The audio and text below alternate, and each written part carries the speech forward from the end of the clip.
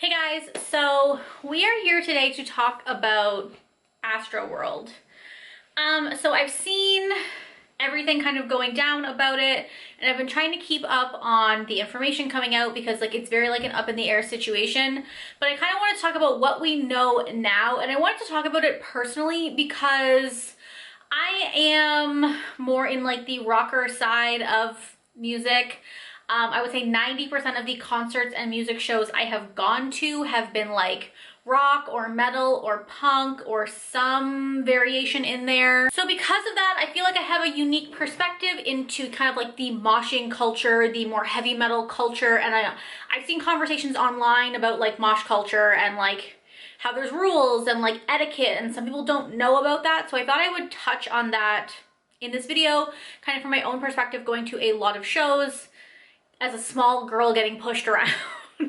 So before you end this video, subscribe to my channel. I upload twice a week and you should stick around. We do commentary videos here and it's fun. I mostly do like YouTube drama commentary, but I'm kind of dipping my toes into other styles of commentary because like lately YouTube commentary has been boring me. Like no one is piquing my interest, you know? So Astroworld is a music festival that Travis Scott puts on. This is his third annual one. It's like named after his album Astroworld. Travis Scott is like a huge rapper. He is the father to Kylie Jenner's baby, Stormy, and they have a second one on the way. Listen, I'm sorry to anyone that like actually knows Travis Scott, but I know him as Kylie Jenner's baby daddy. I'm very sorry. So this is a third annual. They had to skip 2020 obviously because of COVID, and so this was kind of the first one since the pandemic. So what happened was so far 8 people have been confirmed dead and dozens have been injured at his concert after he went on the stage at about 9 p.m. What happened was people have described it as a crowd surge of people just kind of like pushing. And if you've ever been in like a huge festival or even like a general admission situation, whenever the band comes on, there's always like a huge push to the front. People kind of sway back and forth. You get pushed all over the fucking place. It's like very normal. And I did see a girl talking about this who had been to previous Astroworlds, and she was like, you know, it's kind of normal. You like, the band comes on, everyone kind of moves as much as they can towards the front. However, this time, the push like wouldn't stop, and like when you're in a crowd that size, like you can't push back, you can't defend yourself because you're not just trying to push one person off of you, you're pushing like the 50 people next to them and like hundreds of thousands of people around them. And so what was happening was people were so squished and compressed that they actually couldn't get air and they were losing consciousness. And when you lose consciousness like that, you can also have cardiac arrest, and there are multiple instances of people suffering from cardiac arrest at the event, and people did lose their lives at this event. I'm gonna link it down below. An ICU nurse who was in the crowd, she said that, I will link her interview down below because she did like an exclusive interview with Fox and I thought it was very informative. She said that she passed out, and like what happens is you pass out and like if you're there alone, you're basically fucked, because if you fall down, if you hit the ground in a crowd like that and no one helps you up, people will just trample over you and you can't get back up. And like once one person steps on you, nobody else notices, and like you're basically fucked. And she said she was lucky because her boyfriend was there with her and another good Samaritan who was there. Like they tried to get security, like they tried to like wave security over, but like it's so loud once the concert starts, you can't obviously hear anything. And so they had to literally crowd surf her unconscious body out towards the edge so that security could get her. And that seems to be the story, but a lot of what happened was people would be down and unconscious and like their friends would have to crowd surf them to security, which is like such a terrifying and traumatizing idea. Like I can't even imagine being trapped in there and not being able to get out. Like I said, I have been in tons of concerts and general admission. I would say, again, most concerts I've been to have been general admission because I generally go see like rock and metal bands, and I have always been able to get out, but it really felt like this situation, like they literally couldn't move. It was just so many people there. There's rumors of people kind of jumping the barricades because security was overwhelmed and that there was like more people there than were supposed to be there. But even if there were like, what, a couple hundred extra people, it shouldn't have been this big of an issue. However, it also should be noted that I want to talk about Travis Scott here for a second, because a lot of people are going back and forth about whether or not to blame him, right? Is Travis Scott to blame? People are defending him, people are going against him. And I will have to say that my biggest issue with Travis Scott in this situation is that he has a history of inciting these events with his fans. He is like deleting tweets where he told people to jump barricades and come in and rage, and like he encourages his fans to rage, and like that's fine. Like again, I've been to metal shows, everyone's encouraged to like mosh and like kill each other. But he also, like in 2015, he was charged with inciting a riot at Lollapalooza because he did that. He encouraged his fans to like jump over barricades and like run through security, and he was really charged with inciting a riot. At Astroworld in 2019, the last Astroworld, 3 people died due to a stampede. So like this is not something that just happened. Like it kind of feels like there's a pattern here. And also I think that people don't understand the power an artist has up there.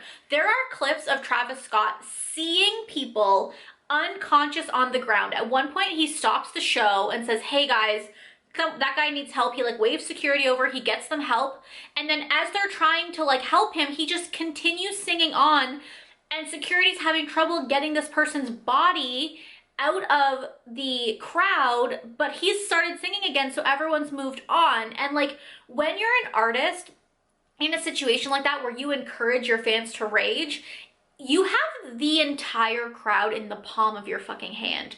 Those people all came there to see you, and the fact that he didn't do any sort of crowd control, honestly, he could have stopped any song and just been like, listen guys, like I know a lot of people are being like, oh, like he probably couldn't see because like the lights are so blinding. But like, if you look up, there are tons of videos of metal bands and rock bands, Linkin Park, Megadeth, Breaking Benjamin, everyone stopping shows and being like, this person needs help. Or like, hey, I see you guys fucking fighting out there, quit it. Or like, I don't know what you guys are doing in the pit there, but you guys need to like help each other up, etc.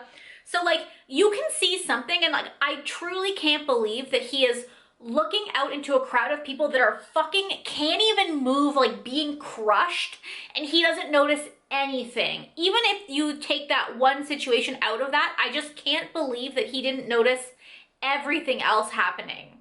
So like he had every instance to stop this and he didn't. On top of that, this isn't him playing Lollapalooza or Coachella. This is Astroworld. So while there are a lot of people who are like, oh, blame the organizers. No. This is like TanaCon. It doesn't fucking matter who the organizers were, because his name and his face and his brand are all over that. So his people should have been on top of that. He should have been on top of that. This isn't just someone else putting on a concert and he's an act.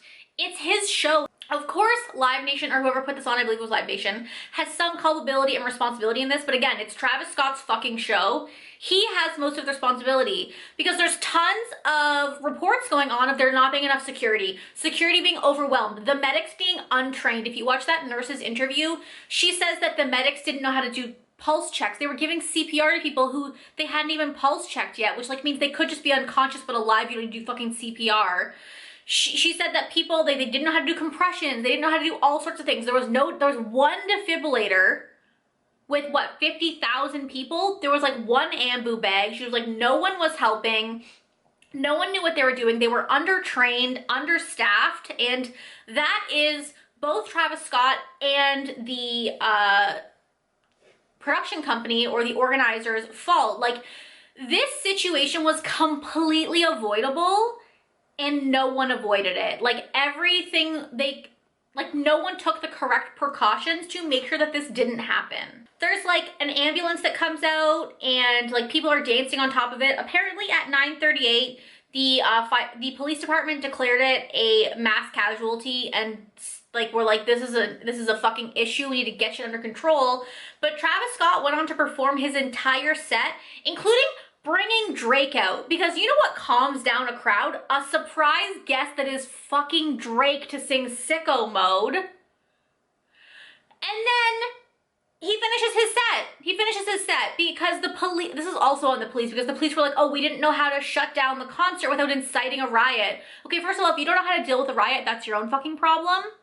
Second of all, Travis Scott is up there on the stage. Like, the question also at this point becomes, okay, you declared it a mass casualty event at 9:38. Concert didn't end until 10:15. That's 37 minutes, where it was declared a mass casualty event and it still went on. So my question becomes, did Live Nation tell, because apparently the police told Live Nation and the organizers, did they tell Travis Scott on stage? Because like, he has an earpiece. Someone could have told him that it was a mess. So the question is, did he ignore that and go on, or did they just not tell Travis Scott because they didn't want to have to refund people? Like, either way, everyone is at fault here, including the police, because if you can't handle a mass riot, like, why are you making, like, I would love to see the police budget for fucking Houston. I'm sure it's billions of dollars. If you can't handle a little riot, defund the police. Just saying. And so I briefly want to talk about mosh culture. So like I said, a lot of people are talking about mosh culture, and like, if you don't know how to be on a fucking, and I also don't like the idea of calling it mosh culture, because like, in metal culture or punk culture, whatever, the mosh pit is not the entire crowd. There is like the general admission, and then usually somewhere like in the middle, there is quite literally a pit. It's a circle. Sometimes there's people like running in like a crazy circle together, or they're like all running around. And when you're moshing, you're running and like throwing yourselves against other people. That's what moshing is. And then of course there's the general admission where you're like jumping up and being pushed around and stuff, but it's definitely not as aggressive as a mosh pit. But there is still mosh etiquette. Like, as a girl, I could go in a mosh pit and feel completely safe because there's etiquette. It's it's shoulders, not elbows. It's know your strength. You never, like, if I was in the mosh pit with a huge dude, he's obviously not gonna not hit me, but like, you know, shoulder check me as hard as he would someone who's bigger than him or the same size as him. And the other mosh pit etiquette is, if someone goes down, you pick them the fuck up. That is rule number one. I have been front row for Marilyn Manson. I saw, and like front row, I mean like standing at the front of huge general admission sea of humans. I saw Slipknot at a festival. I was in the front for Escape the Fate and Bullet for My Valentine, and so many other bands. And I have been pushed around all over the place, and most times that I have been pushed around, I have almost fallen and some man has caught me. Every time. I mean, usually it's my husband because I usually take him, but even the concerts I've gone to without him there, one point I fully fell and was like, fuck, I'm falling. And like, I didn't feel unsafe because like, I still knew I would be able to get up, but a dude literally caught me before my ass even hit the floor.